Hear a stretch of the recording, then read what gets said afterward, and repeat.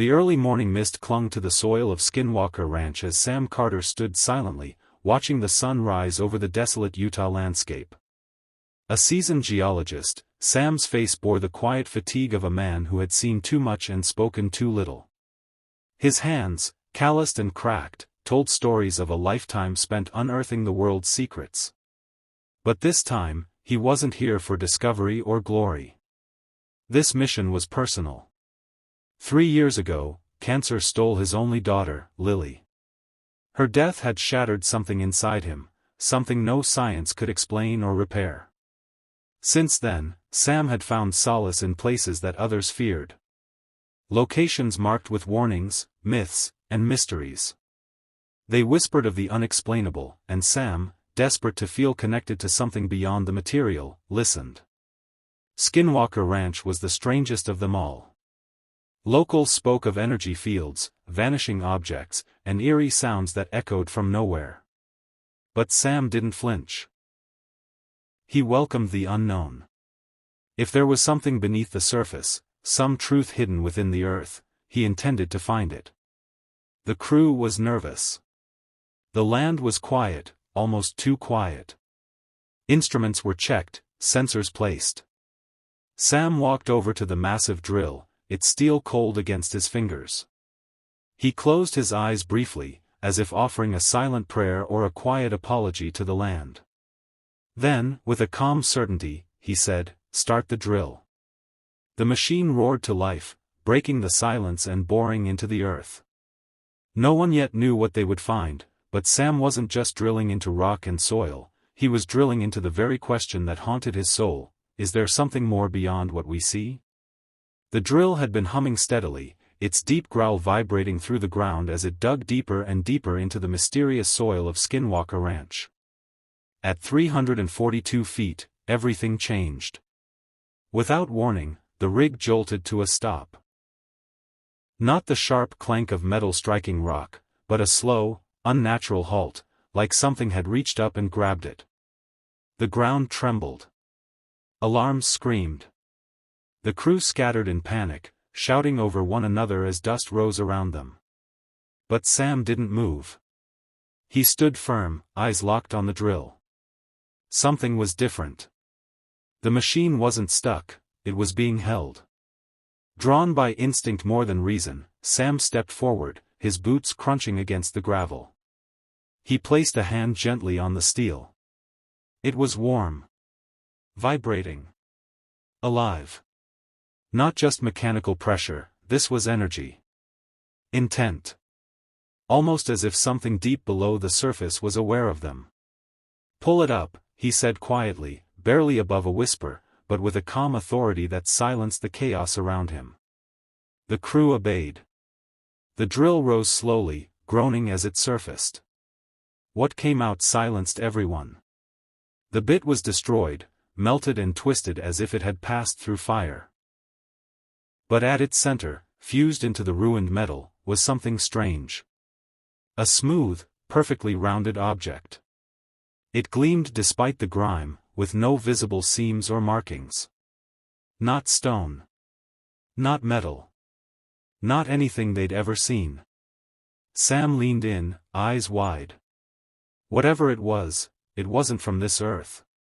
And it hadn't just been found, it had let itself be discovered. Alone in the dimly lit lab that night, Sam placed the strange object under a scanner. The thing defied all logic, no seams, no density, yet it pulsed with a soft, rhythmic hum, almost like a heartbeat. Instruments couldn't measure it, computers couldn't define it. It wasn't just unknown, it was unknowable. He leaned in closer, studying the surface as it shimmered faintly, almost as if it were breathing. Then, without warning, the hum grew louder. His laptop flickered. Screens glitched. Lights dimmed, and then everything went still. A soft sound broke the silence. Laughter. Familiar. Innocent. Beautiful. It was Lily. His daughter. Her voice echoed from the speakers, light and playful, just as he remembered it, laughing the way she did when they used to watch cartoons together. Sam's heart stopped. His breath caught in his throat. He stumbled back, then dropped to his knees, overcome by the impossible. Tears streamed down his face. Was he losing his mind? Was this grief playing tricks on him after all these years? Then, on the screen, a folder blinked into existence. Look deeper. Sam froze. This wasn't random. This wasn't a glitch.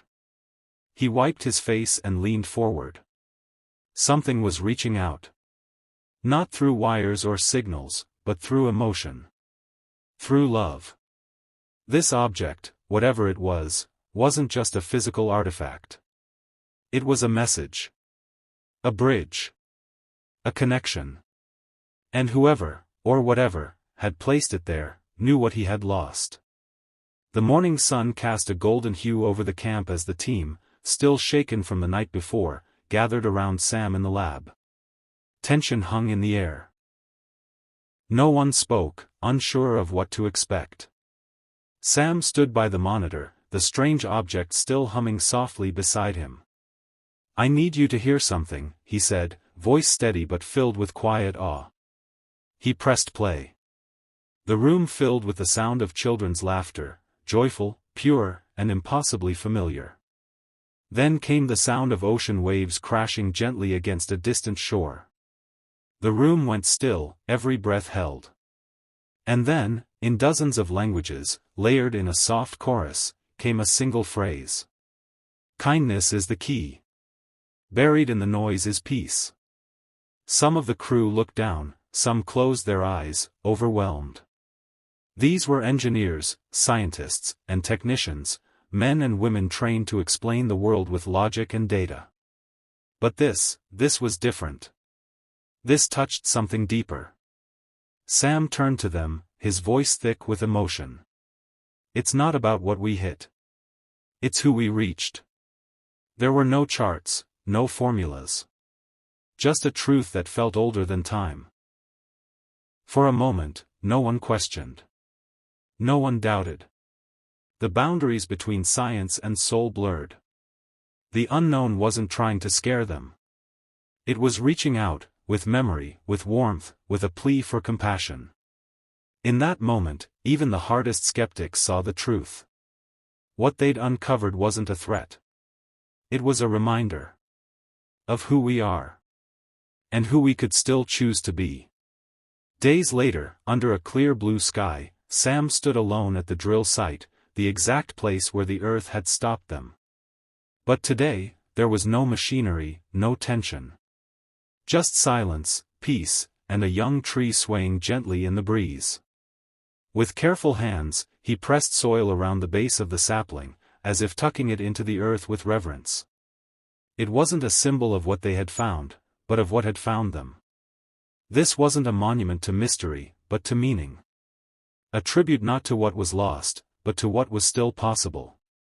Soon, families began to arrive, locals who had heard whispers of what happened. Not the strange object or the voice from the monitor, but something deeper. That something unexplainable had touched a man's heart, and reminded a place full of secrets what it meant to feel. A little girl approached the tree, no older than Lily had been. She placed her hand on the bark, then turned to her mother with wide eyes and whispered, "It's warm." Sam heard her, and his heart ached, but not in pain. In wonder. He knelt beside the tree, eyes closed, a tear tracing his cheek. No, he didn't have all the answers. But he didn't need them. What mattered was clear now. This wasn't about drilling or data. It was about connection. He stood and placed a plaque into the ground. The engraving read, "Beneath the surface, we found what truly matters, each other." And as the wind rustled the leaves, it carried something invisible but powerful through the crowd. Not fear. Not mystery. But hope.